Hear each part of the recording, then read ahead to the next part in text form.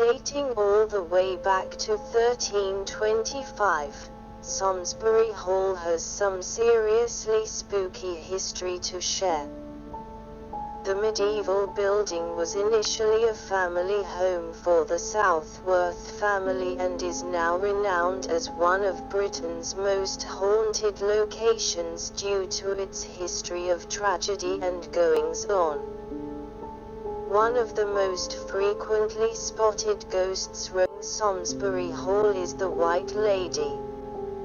She has been spotted by visitors and employees inside the halls as well as nearby fields and even the nearby bus stop, causing drivers to stop the bus, but no one gets on. The identity of the lady is known to be Dorothy Southworth. Dorothy's family were strict Catholics, and in the 17th century, she fell in love with a boy from an Anglican family. Dorothy's father would forbid them to get married due to their religious differences, and so the young couple would meet up in secret and had decided to elope. Tragedy struck when the secret was discovered by Dorothy's brothers. On the night of their elopement, the brothers waited in ambush, killing the boy and two of his friends.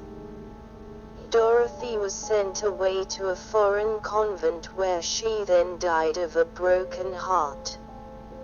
Centuries later, 3 skeletons were found just outside the moat. Many people believed this was connected to Dorothy's tragic tale. Another ghost said to be roaming the hall is the priest. He is believed to haunt the priest room. The story behind it is that the priest was murdered by soldiers and decapitated. The stains of the blood are still said to appear where he died, even after the flooring had replaced by one of the late owners. Many will have already heard of the witches of Surrey. Jane Southworth, who married into the family in 1598, was accused of witchcraft in 1612, along with Janet Beerley and her daughter-in-law, Ellen Beerley. They were accused by 14-year-old Grace Sowerbutts, who was Janet's granddaughter and Ellen's niece. Jane's husband had recently died, and his uncle Christopher, who was a priest in the Church of Rome, strongly objected to Jane as she would not be dissuaded from the parish church. Grace Sowerbutts was sent to Christopher to learn her prayers, which was an opportunity for him to have used to learn her to accuse the women of witchcraft.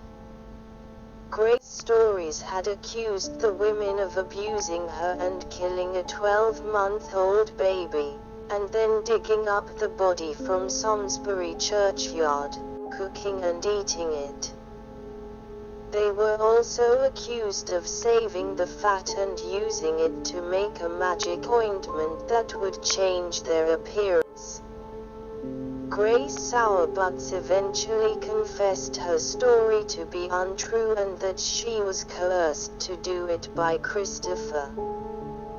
The women were spared an agonizing death sentence, but not before going through a degrading trial to prove their innocence.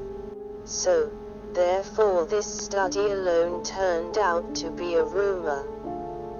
Next, there's the Harrisons. Blackburn philanthropist and entrepreneur Joseph Harrison bought Samlesbury Hall in 1862. In 1879, disaster struck for Joseph's son, William. He fell heavily on some ice, resulting in a head injury and a fractured kneecap. Months later, this misfortune continued as he was bitten by a dog of William's. After the dog started showing hydrophobic symptoms, William knew that his dog would have to be shot, but his gamekeeper strongly disagreed. William was later found dead after shooting himself. William's sister believed he had shot himself by accident when loading the gun to shoot the dog.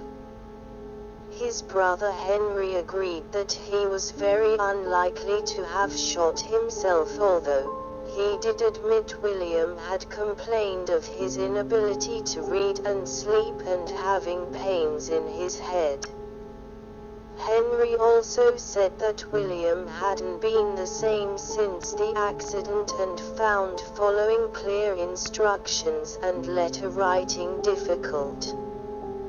Joseph Harrison died the following year, and some believe the spirits of the family still linger to this day.